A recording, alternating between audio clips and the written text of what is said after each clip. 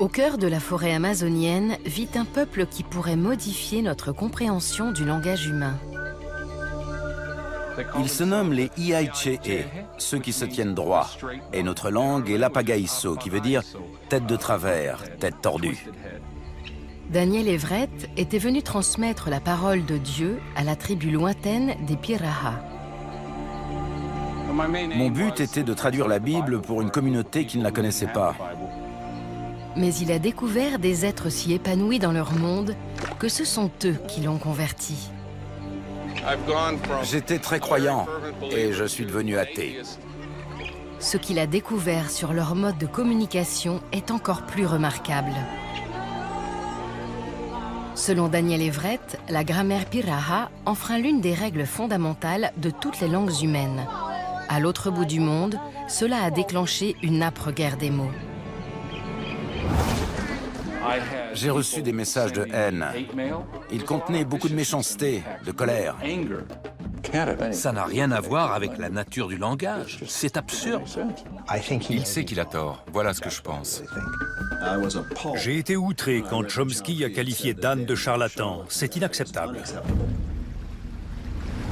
Aujourd'hui professeur de linguistique, Daniel Everett a une nouvelle mission: apporter la preuve de ce qu'il affirme. S'il est dans le vrai, le plus éminent linguiste de notre époque pourrait bien s'être trompé. Et notre compréhension du langage humain s'en trouverait irrémédiablement changée.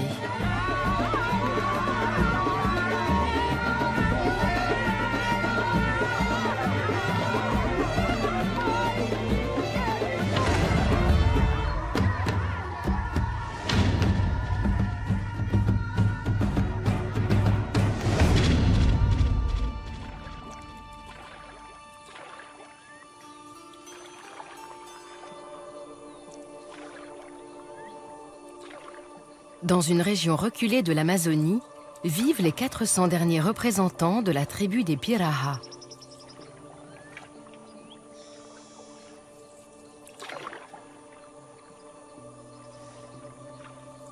Ici, la vie n'a pas beaucoup changé au fil des siècles.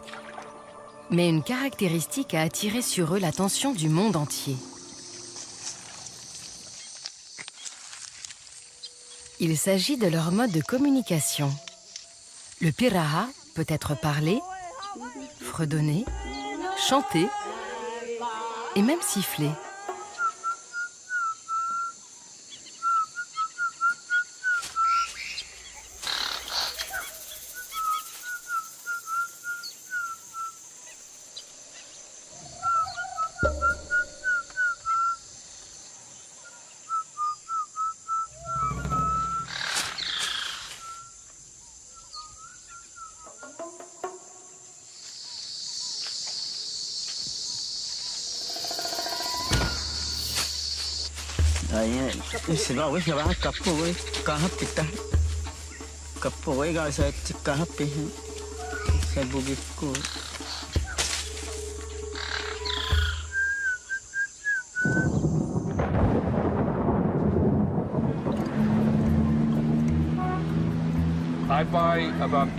J'achète 150 à 200 kilos de farine de manioc, farina comme on dit ici, à chaque fois que je vais voir les Piraha.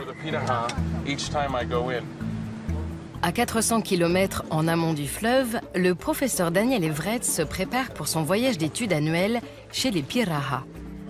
Il étudie la tribu depuis 30 ans, et ce qu'il affirme avoir découvert fait grand bruit tout autour du globe.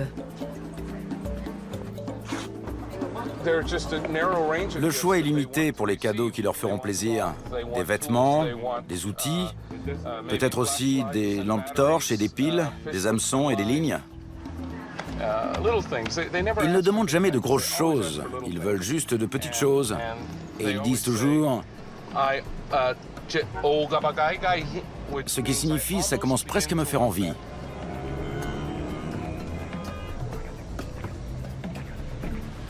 Le professeur de linguistique et doyen de l'université de Bentley estime que le Piraha est une langue si étonnante qu'elle ébranle l'une des plus solides théories sur le langage humain. C'est une assertion explosive et beaucoup sont convaincus qu'ils se trompent. Ces cadeaux pour les Piraha servent avant tout à leur montrer que j'apprécie et que je respecte ce qu'ils font pour m'aider. Ils ne voient pas vraiment la valeur des informations qu'ils me donnent, mais ils savent qu'elles en ont pour moi. Il porte 100 kilos sur son dos.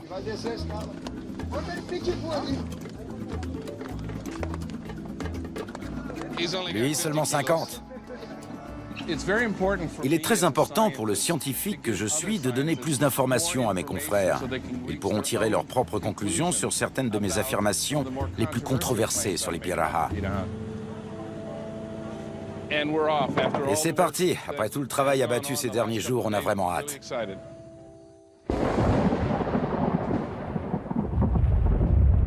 Les Piraha vivent dans 4 villages, le long du fleuve Maïsi, un affluent de l'Amazone.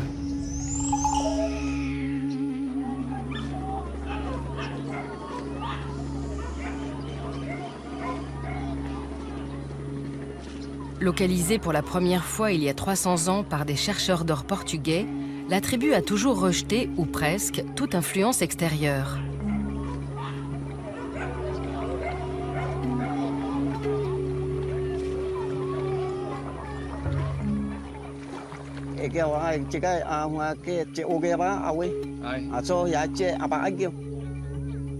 Parmi les peuples d'Amazonie, les Piraha sont les seuls à parler uniquement leur langue. Mais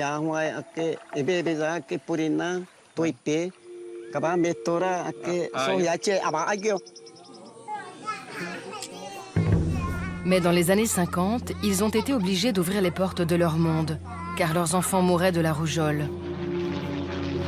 Des missionnaires américains sont arrivés.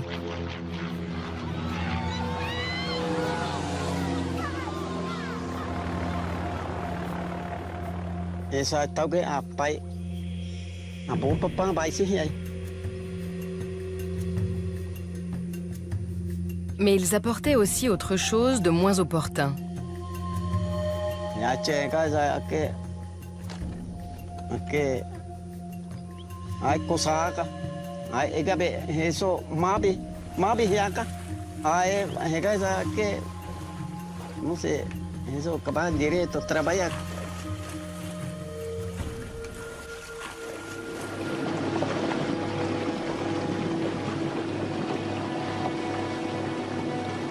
L'un de ces missionnaires était Daniel Everett. Ça doit être l'un des plus beaux voyages en bateau de la planète. On va descendre le Madeira, le 7e plus grand fleuve du monde, rejoindre le Maïsi et l'état d'Amazonas, et on arrivera chez les Piraha.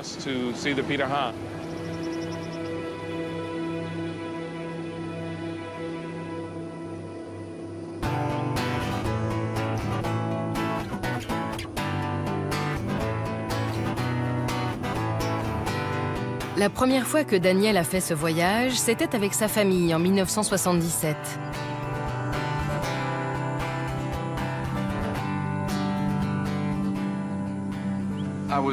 J'ai grandi dans le sud de la Californie. Je viens d'une famille d'ouvriers. Mon beau-père travaillait dans une usine de conditionnement. Mon père était cow-boy et ma mère serveuse. Je jouais de la guitare tout le temps. Je séchais tous mes cours et je fumais de la marijuana tous les jours. Je voulais être une rockstar. Au lycée, j'ai rencontré un copain qui avait un magazine brésilien. Je lui ai demandé où il l'avait eu et il m'a répondu que ses parents étaient missionnaires au Brésil. Il avait une sœur très mignonne qui s'appelait Karen. Elle et moi, on a beaucoup parlé de ce qu'on allait faire de nos vies. On est sortis ensemble à 16 ans, on s'est fiancés à 17 et on a décidé de devenir missionnaires.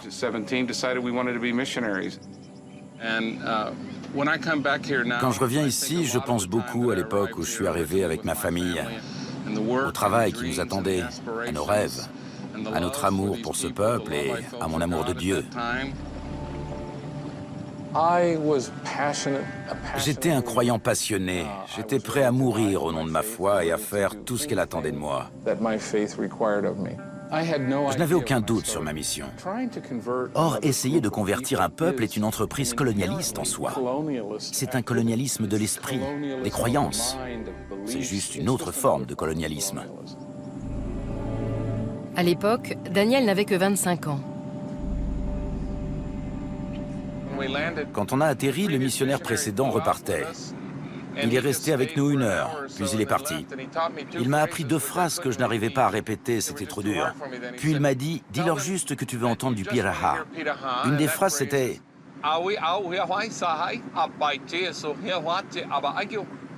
Mais je n'ai pas réussi à retenir un mot et je me suis retrouvé là, sans savoir quoi faire. Voilà des Piraha, nos premiers Piraha. Je descends.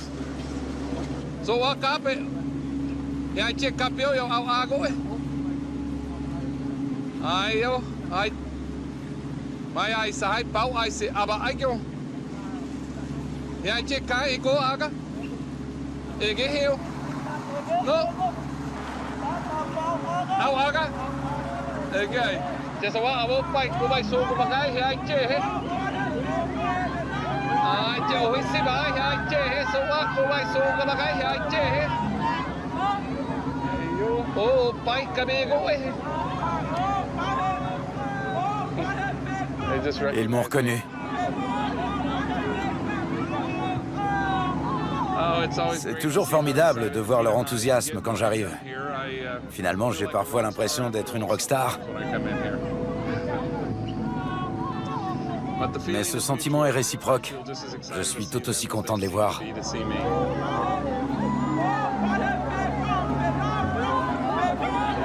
Le voyage en bateau durant 4 jours, les Piraha reçoivent peu de visiteurs.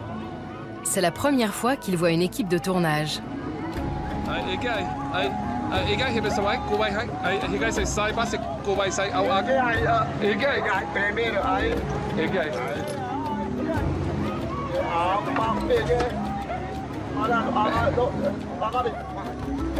Les vêtements sont la seule concession faite par les Piraha à la vie moderne. Pas de maison en dur, pas d'agriculture, et ils comptent presque uniquement sur la nature pour répondre à leurs besoins.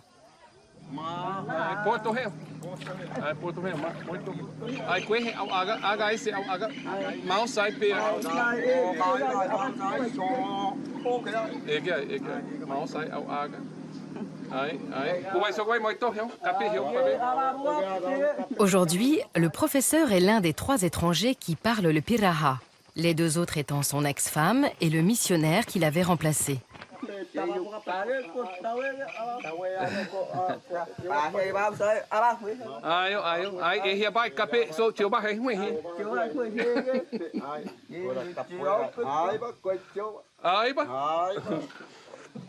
J'ai dit que le café ne leur coûterait qu'un enfant.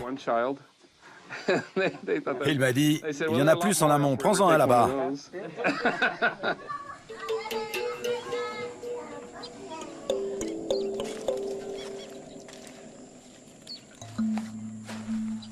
Daniel a vécu ici par intermittence pendant plus de 30 ans.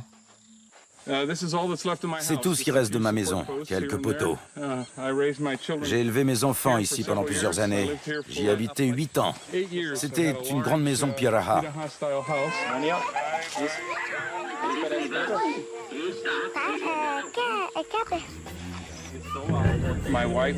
Ma femme a failli mourir ici, ma fille aussi, et moi j'ai eu plusieurs fois des crises de palu.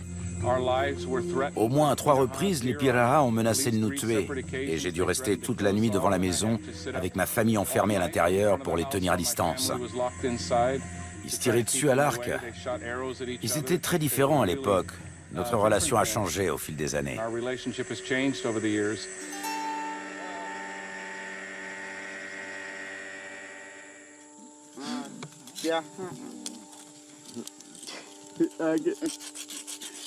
Aujourd'hui, Daniel entretient des liens plus harmonieux avec les Piraha. Ce matin, il lui prépare des œufs d'alligator brouillés.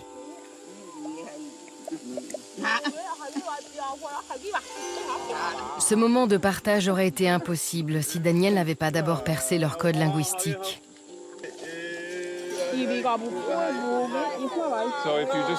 Quand vous arrivez chez les Pirahã et que vous ne parlez pas un mot de leur langue, comment faire pour apprendre perdu au milieu de tout ça? Eh bien, j'ai commencé à prendre des objets et à essayer d'obtenir leur nom en les désignant.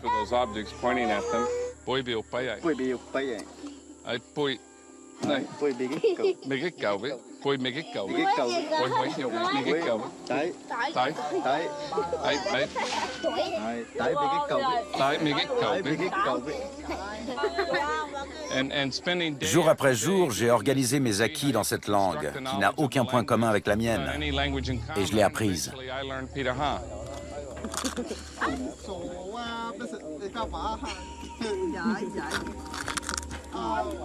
Son professeur était Kohoy.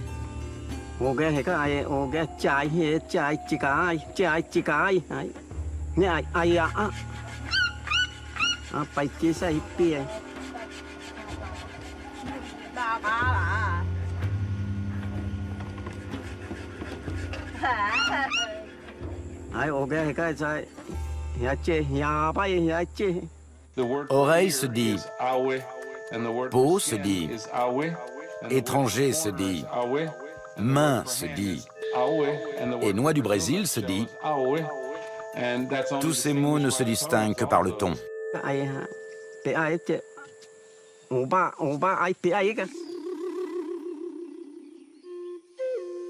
En progressant, Daniel Everett a commencé à se dire qu'il manquait quelque chose. Les Pirahã n'ont pas de mots pour les couleurs, pas de passé ni de futur, et plus incroyable encore,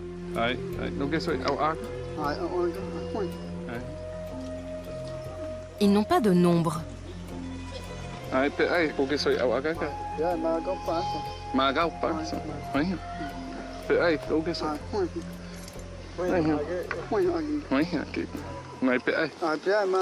Des recherches de l'Institut de technologie du Massachusetts, appelé aussi MIT, indiquent que les Pirahã sont sans doute les seuls sur Terre à ne pas avoir de système de calcul.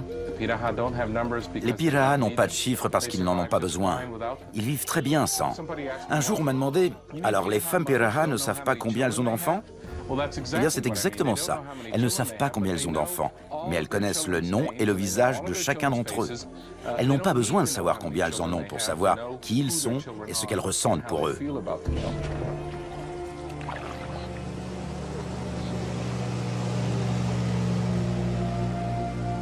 Des années de chasse en leur compagnie ont appris autre chose à Daniel.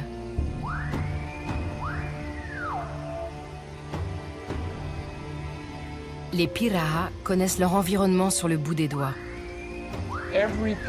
Tous les Pirahã, hommes, femmes et enfants, connaissent le nom de toutes les espèces végétales et animales qui les entourent.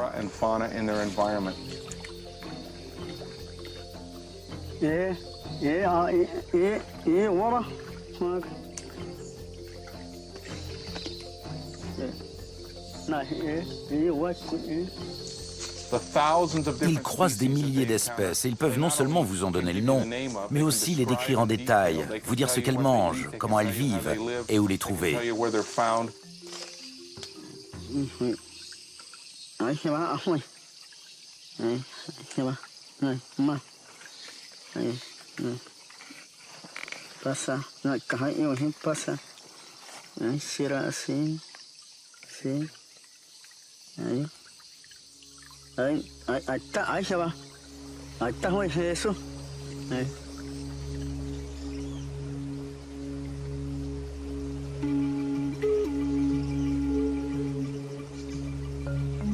En s'immergeant totalement dans leur monde, Daniel Everett a pris conscience d'une donnée fondamentale.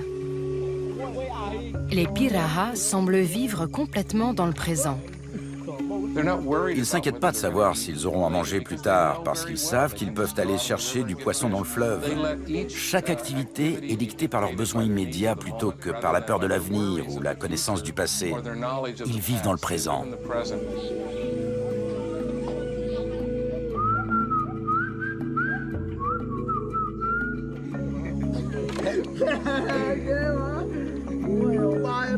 Pour beaucoup, le bonheur consiste à vivre sans regret, ni inquiétude pour l'avenir. Un art de vivre que les Pirahã semblent maîtriser à la perfection.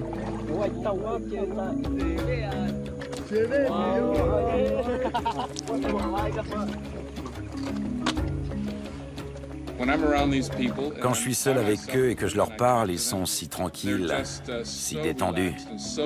C'est très difficile de les troubler, de les énerver ou de les inquiéter.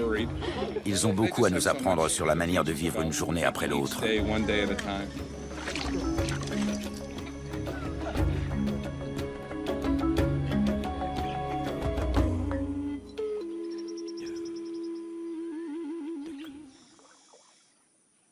La plénitude qu'a découverte Daniel Everett l'a profondément touché.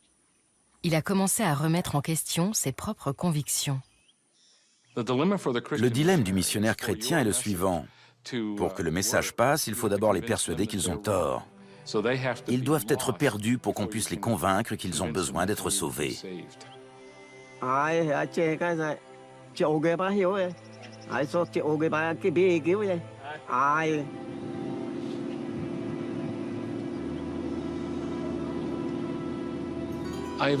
J'ai fini par comprendre que les Pirahã étaient déjà heureux. Ils ne croient ni à l'enfer ni au paradis. Alors enseigner la parole de Dieu aux Pirahã, c'est comme proposer de la glace aux Esquimaux.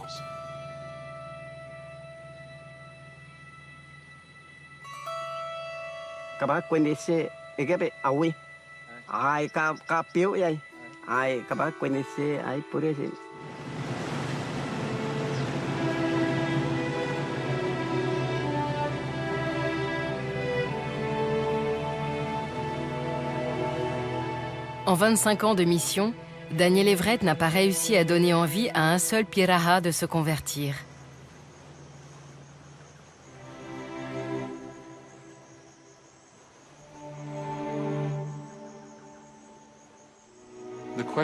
La remise en question de ma propre foi a commencé quand j'ai vu combien les Pirahã étaient heureux et quand j'ai commencé de répondre à leurs questions très directes et très perspicaces sur les preuves de ce que j'avançais. J'ai beaucoup réfléchi à tout ça et j'ai fini par me détourner de ma foi.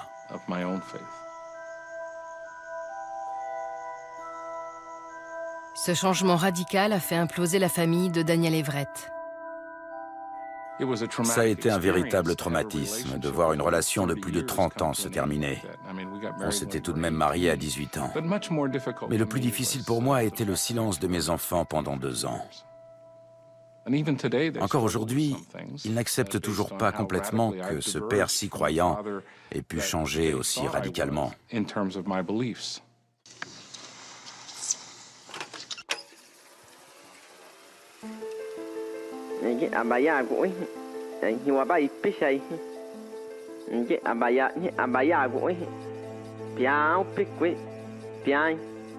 Après avoir abandonné la vie de missionnaire, Daniel Everett s'est concentré sur sa carrière universitaire. Depuis longtemps, il avait l'impression qu'une caractéristique fondamentale faisait de la grammaire Pirahã un système unique. Et que si son impression se confirmait, notre compréhension du langage humain en serait bouleversée.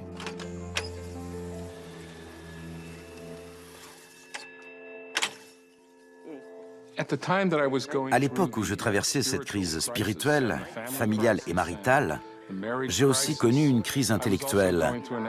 Et j'ai ressenti le besoin de dire ce que j'avais sur le cœur, en même temps que j'essayais d'expliquer certaines caractéristiques uniques du Pirahã.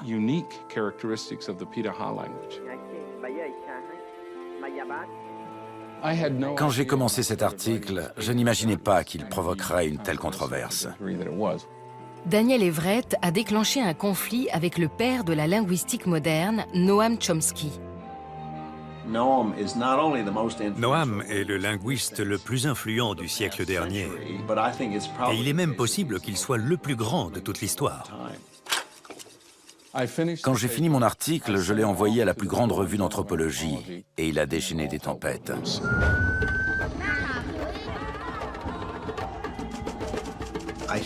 Il sait qu'il a tort. Voilà ce que je pense. C'est peut-être une question intéressante d'anthropologie sociale, mais ça n'a rien à voir avec la nature du langage. C'est absurde. J'ai reçu des messages de haine qui m'accusaient de racisme. C'est une manœuvre utilisée par de nombreux intellectuels pour attirer l'attention. J'ai été outré quand Chomsky a qualifié Dan de charlatan. Je les connais tous les deux, et ce n'est pas bien. C'est inacceptable. La raison du scandale n'est pas vraiment scientifique. Il faut dire qu'ils ont vu un type débarquer de la jungle avec cette langue qu'il est le seul à connaître et affirmer que la plus grande théorie du plus éminent linguiste de l'histoire est fausse. Il faudrait savoir si tout cela est vrai, mais c'est une autre histoire. Au cœur de la polémique, une anomalie grammaticale trouvée par Daniel Everett. Selon lui, le Piraha n'est pas une langue récursive, c'est-à-dire qui offre la possibilité de combiner un nombre infini d'idées dans une seule phrase. Prenons une phrase simple comme « Bill a vu Mary ». Et insérons-la dans une phrase plus longue « John a dit que Bill avait vu Mary ». Pour qu'il y ait récursivité, on doit pouvoir continuer sur le même principe. John a dit que Bill lui avait dit que Mary avait dit que Peter avait dit qu'Irving avait acheté une maison. C'est ça la vraie récursivité, une phrase qui peut se poursuivre à l'infini. Si dans une langue vous pouvez montrer qu'une longue phrase ne peut pas être rallongée indéfiniment, cette langue n'est pas récursive. Et c'est le cas du Piraha. En 2002, Noam Chomsky a avancé que la récursivité était la base de tout langage humain. C'est là un élément clé de sa grammaire universelle, une théorie majeure de la linguistique. La grammaire universelle suggère que la structure du langage, la grammaire, est inscrite dans le génome humain. Il s'agit de quelque chose d'inné plutôt que d'un acquis. D'après cette théorie, tous les langages humains, indépendamment de leurs différences superficielles, partagent la même structure élémentaire, une grammaire universelle. C'est une idée forte qui domine la linguistique depuis plus de 50 ans. Au sens moderne, la grammaire universelle est simplement la théorie du composant génétique de la faculté du langage. C'est un fait difficile à nier.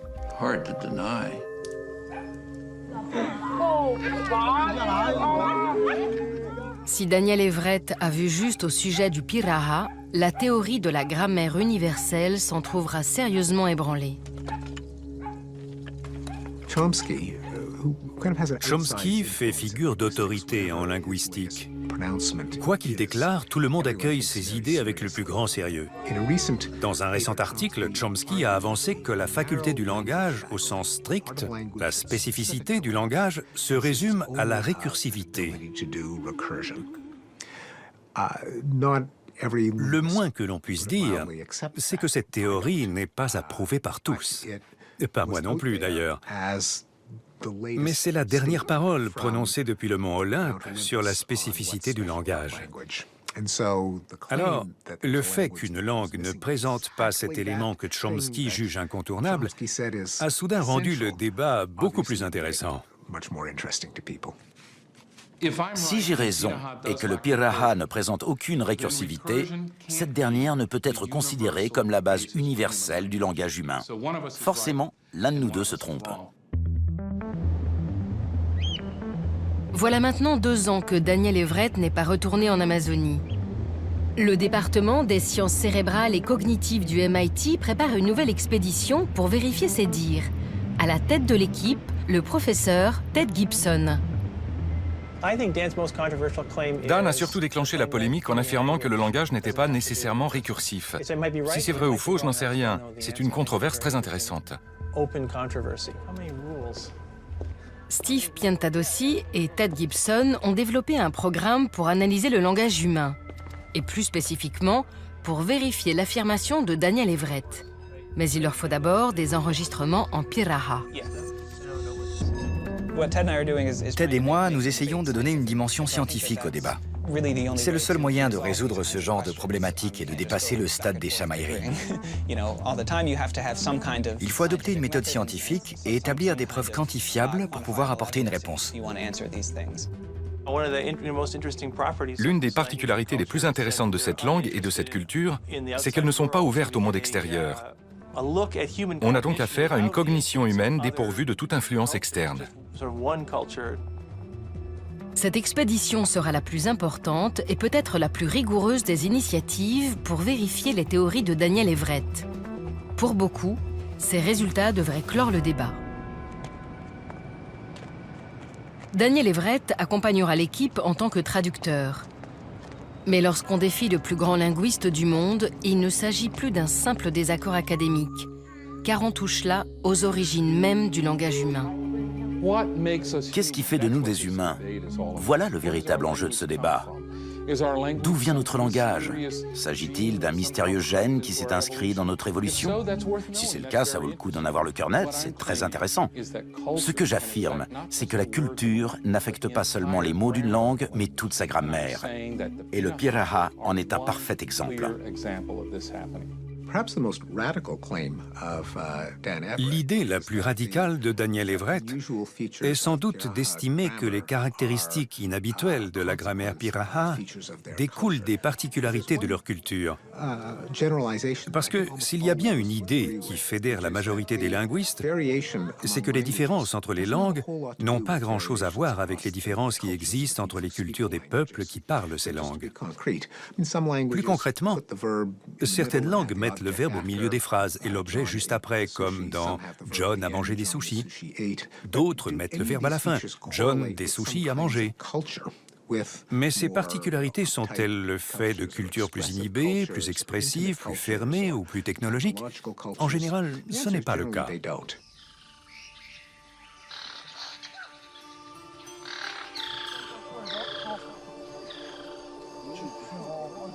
Pour Daniel Everett, si la culture Piraha affecte la grammaire, c'est parce qu'elle est ancrée dans le présent.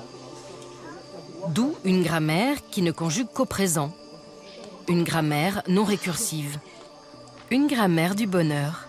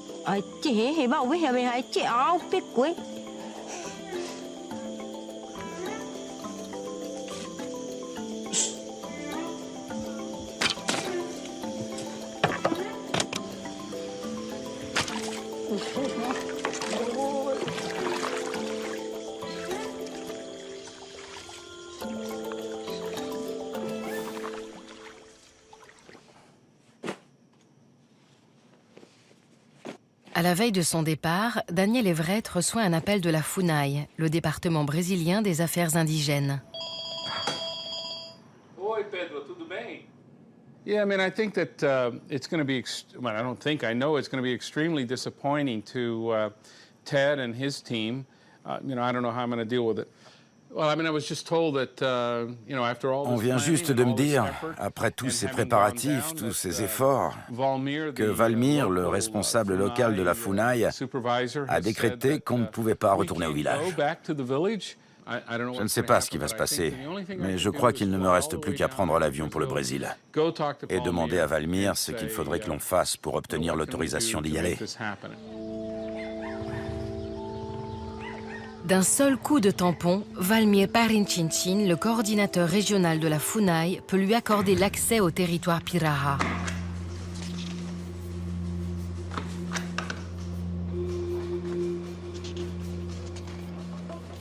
Eu fui dos quando assumi, Dès que j'ai été nommé, j'ai interdit à tous les missionnaires, quelle que soit leur religion, de pénétrer sur les terres des Piraha.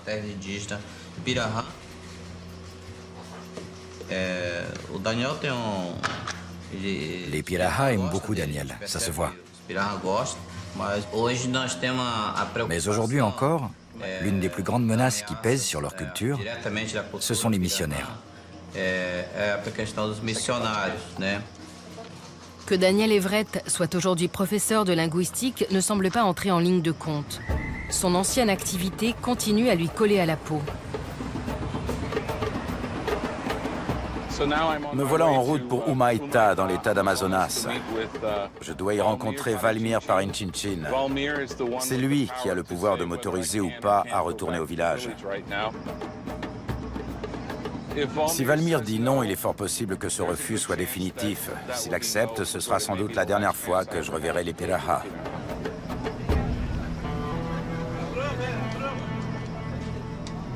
Daniel se demande si c'est vraiment son passé religieux qui pose problème. Il pense qu'il s'agit plutôt du conflit qui l'oppose à l'élite de la linguistique.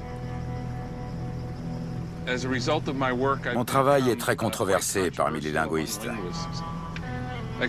Il y a quelques années, des linguistes américains ont écrit une lettre au département des Affaires indigènes dans laquelle ils m'accusaient de mener des recherches à but raciste.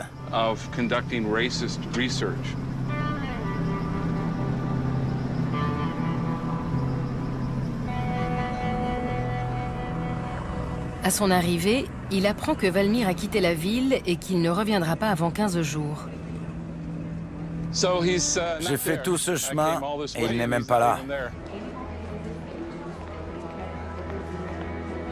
Après ce refus, son seul recours est de présenter sa requête au président de la FUNAI, dans la capitale brésilienne. C'est très important pour moi de retourner voir les Piraha.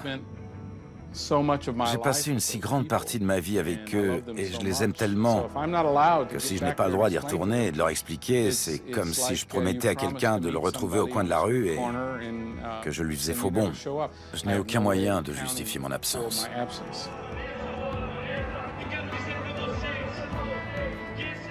Le temps que sa requête soit examinée, Daniel va rendre visite à des amis à l'université de Brasilia.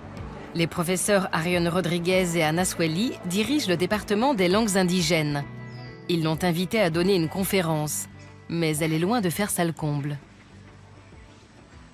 Je viens juste d'apprendre que le département de linguistique de l'université a décidé encore une fois de boycotter mon intervention, car je critique leur théorie. C'est très frustrant, c'est pas une attitude scientifique d'échange, c'est pas ce qu'on attendrait d'une université. É já ativista fechada. Pois é, não, Nem discutir, não quer. pois é. Nem criticar. Pois é. As línguas humanas têm aspectos formais. A minha questão é a origem desses aspectos formais, né, da biologia, dado pela genética, como propôs Chomsky na Gramática Universal, ou se são apenas respostas naturais ao problema da comunicação em conjunção com valores culturais de cada povo. Bom, eu acho que Le travail de Daniel est très pertinent, et pas seulement pour les linguistes brésiliens, mais aussi pour les linguistes du monde entier. Certains des linguistes qui critiquent Daniel se sont adressés à la FUNAI pour essayer de l'empêcher d'accéder aux territoires indigènes. La science doit reposer sur la discussion. Il faut tenir compte de toutes les découvertes. Ce qui me gêne, c'est cette mainmise sur la pensée. Le fait que la science devienne une religion, une doctrine qui ne tolère aucune remise en question. Alô, Pedro, aqui fala Daniel. Le jour suivant, le verdict tombe. Sim, tá ótimo. Abraço, tá. Tchau. No. Non, je ne pourrais pas y retourner. Ces gens ont refusé de me rencontrer, de me parler. Ils n'ont pas voulu que je vienne exposer mon point de vue. Tout ça s'est passé à huis clos, dans des réunions auxquelles je n'ai pas le droit d'assister et où on parle de moi sans que je puisse intervenir. C'est lâche. Je n'y retournerai sûrement plus jamais tant que les mêmes personnes seront en poste.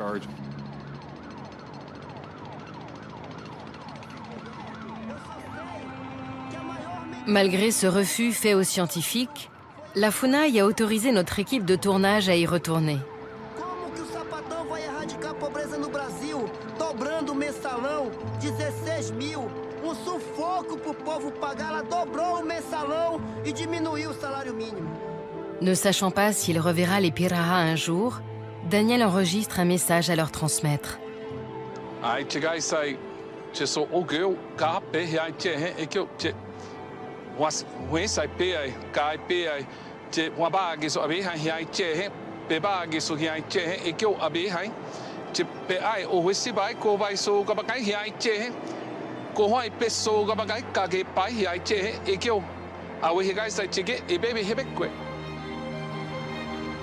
O Barack Obama, assaltante de nações, já consumiram todas as riquezas naturais deles lá, tão pobres.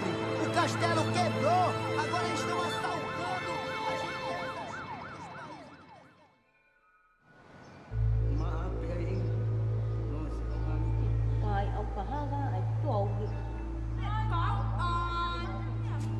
L'expédition ayant été annulée, Ted Gibson et Steve Piantadosi ont trouvé un autre moyen de vérifier les hypothèses de Daniel Everett. Ils utilisent plusieurs dizaines d'années d'enregistrements effectués par Daniel et son prédécesseur, Steve Sheldon. So these are all stories? Yeah, these are all stories. And how much of that is Dan's gathering versus Steve Sheldon's? It's almost all Steve Sheldon's.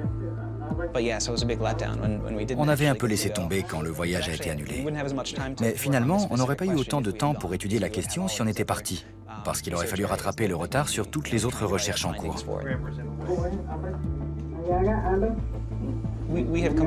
On a compilé environ 800 phrases, et bientôt on en sera à près de 1500.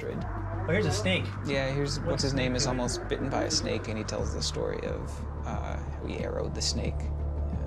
La première étape consiste à établir une vaste base de données en Piraha. Une fois qu'elle sera terminée, plus d'1 million de grammaires potentielles seront envisagées, certaines récursives et d'autres non. Puis, l'ordinateur confrontera chaque grammaire aux enregistrements de la base de données. Le but, trouver celle qui correspond le mieux au Piraha. Et si elle n'est pas récursive, Daniel Everett aura peut-être la preuve qu'il lui faut.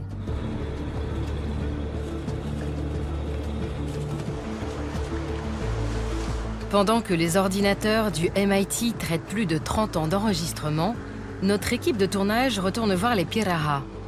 En plus de leur transmettre le message de Daniel, nous avons été chargés de procéder à de nouveaux enregistrements. Mais à notre arrivée, nous découvrons des changements plus qu'inattendus. Depuis notre dernière visite, il y a 2 ans, le village de Piquillaha s'est transformé.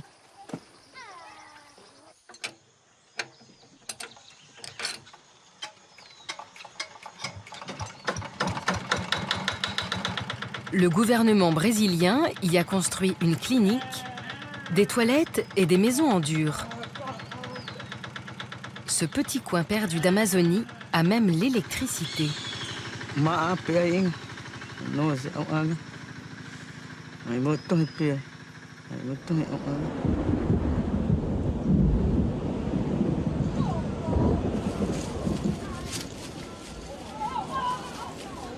Mais la nouveauté la plus importante est sans doute l'école. Les enfants Piraha apprennent à parler portugais et à compter. 1, 2, 3.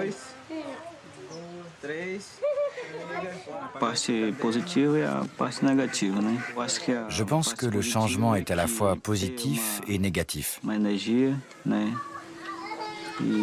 Le côté positif, c'est que l'électricité nous permet d'utiliser un microscope pour faire des tests de dépistage du paludisme. Le côté négatif, c'est que la technologie commence à transformer la communauté et sa culture. Il y a déjà eu beaucoup de changements.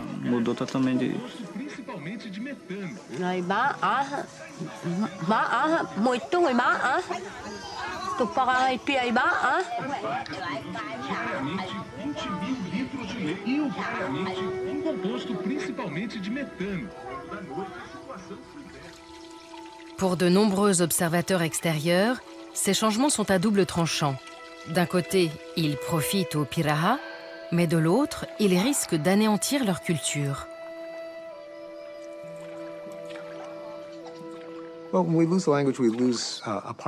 Quand on perd une langue, on perd une partie d'une culture, un produit unique de la créativité humaine qu'une société a mis en place au fil du temps. On perd une source de données sur le fonctionnement de l'esprit.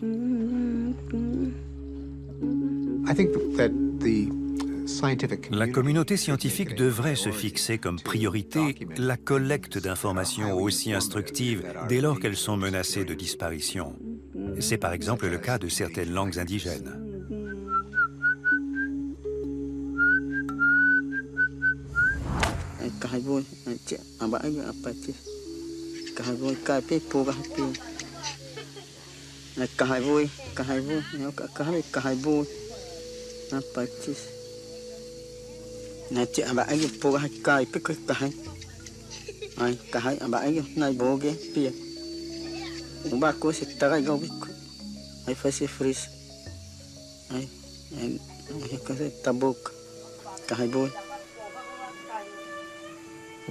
Les Piraha ont résisté et ils ont gardé leur vitalité tout au long de leur histoire. Ils ont repoussé toutes les tentatives de conversion des missionnaires et toutes les tentatives d'assujettissement du gouvernement. Le défi actuel est le plus grand qu'ils aient jamais eu à relever et j'ai du mal à prédire l'issue. Je dirais qu'ils vont rester forts, mais je peux aussi me tromper.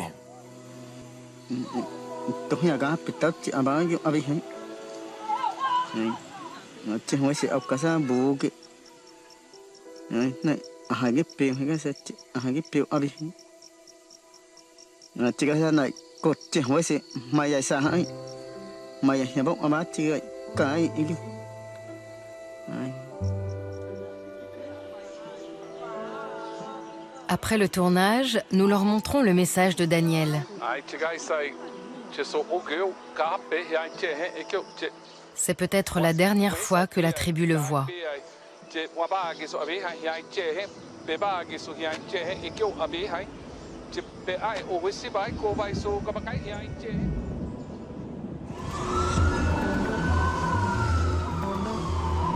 Après 3 mois, les ordinateurs du MIT ont fini d'analyser la base de données Piraha.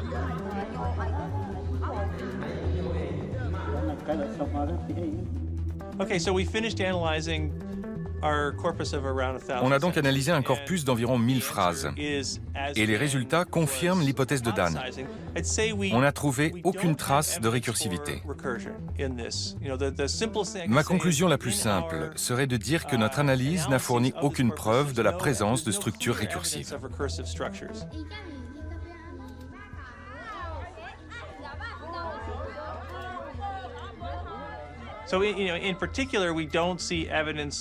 Plus précisément, nous n'avons pas repéré certaines structures récursives telles que les conjonctions, à savoir quelque chose qui correspondrait à « et » dans leur langue et qui permettrait de dire « John et Bill et Mary et Fred ont fait quelque chose ». Pareil pour la conjonction « ou ». On ne peut pas dire « John ou Mary ». Il semble y avoir quelque chose de différent dans cette langue, car elle n'a pas une structure syntaxique complexe.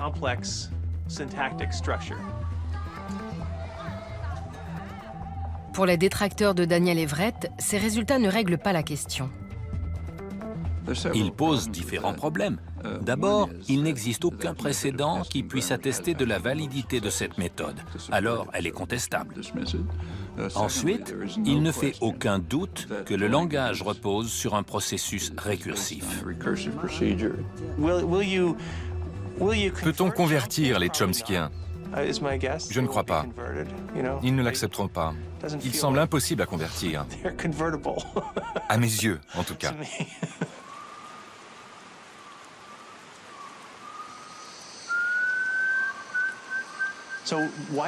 Alors, qu'est-ce qui est intéressant dans la variation translinguistique? Elle nous montre en quoi nous sommes différents. Les humains peuvent beaucoup se ressembler, mais communiquer de manière très différente. Quand Daniel Everett a posé le pied en Amazonie, il y a 35 ans, il était loin de se douter qu'il en naîtrait une telle controverse. Bien que la science commence à valider ses idées, il est peu probable qu'il revoie les Pirahã un jour. En réponse à son message, ses vieux amis lui en ont enregistré un aussi.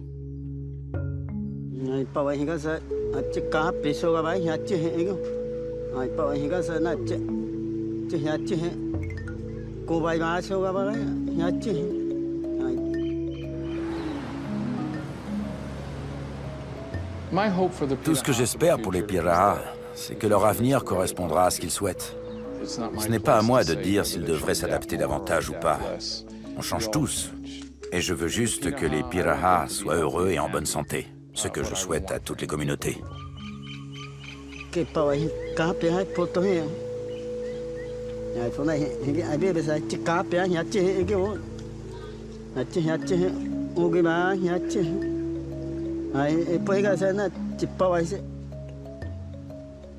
On va